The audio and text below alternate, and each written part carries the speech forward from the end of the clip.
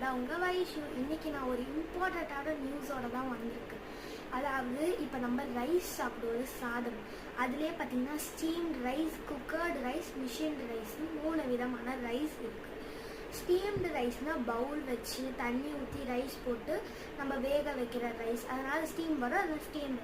குக்கர்டு ரைஸ்னால் பார்த்தீங்கன்னா குக்கர் வச்சு விசில் போட்டு செய்கிற ரைஸ் தான் குக்கர் ரைஸ். மிஷின் ரைஸ்னால் தெரியும், இந்த மிஷின் வச்சு ரைஸ் போட்டு செய்வாங்கள்ல, அதான் மிஷின் ரைஸ்.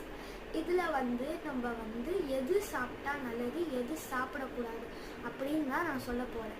இந்த குக்கர்டு ரைஸும் மிஷின் ரைஸும் கண்டிப்பாக எடுத்துக்காதீங்க. அது நம்ம உடம்புக்கு என்ன ஆகும்னா, இப்போ நம்ம சாதம் வடிக்கிற தண்ணி அப்படின்னு சொல்லி ஒன்று இருக்கும், அதை பார்த்துருப்போம், எவ்வளோ அழுக்காக இருக்கும். அழுக்குன்றதுக்காக ஒரு மாதிரி அது ஜெல்லி கன்சிஸ்டன்சி இருக்குமா, அந்த கன்சிஸ்டன்சி நம்மளுக்கு இப்போ குக்கர்டு ரைஸும் மிஷின் ரைஸ்லையும் வெளியே வராது. அப்படியே உள்ளே இருந்து நம்மளுக்கு கேஸ் ட்ரபிள் தான் ஆகும். அதனால் சின்ன பசங்க பெரியவங்க வரைக்கும் பார்த்திங்கன்னா அவங்களுக்குலாம் கேஸ் ட்ரபிள் ஆகும்.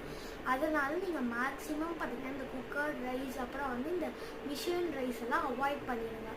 அப்படி தவிர்க்க முடியாத காரணத்தினால் ஹாஸ்பிட்டலில் ஒருத்தவங்க இருக்காங்க, ஏன்னா நாங்கள் எமர்ஜென்சியாக வெளியே போகிறோம்னா நீங்கள் மிஷின் ரைஸோ இல்லை குக்கர் ரைஸோ எடுத்துக்கலாம்.